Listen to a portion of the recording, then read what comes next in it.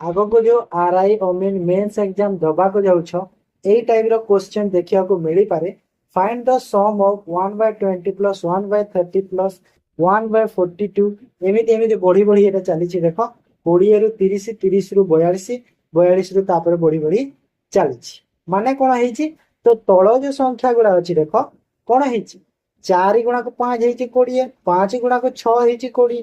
30 6 गुणा को 7 हेइ छि तो 11 गुणा को 12 माने जो अछंती कंजुगेटिव नंबर गुडा गुणा गुण हेइ भी जाय तो केमिति जोग करबा सब को देखो तो एतिक को जो मु एटा को मु ब्रेक करी कि एमिति लिखि पारिबी एटा को ब्रेक करी कि एमिति लिखि पारिबी तो सब को सेमिति लिखि पारिबी तो सब जो एटा कैंसिल आउट हेइ जिबे रहिबो एटा आउ एटा माइनस अछि माइनस करि दबा माइनस करि देला आंसर मते केते मिलिला 1/6 ठीक अछि तो एमिति वीडियो पई लाइक करि दियो शेयर करि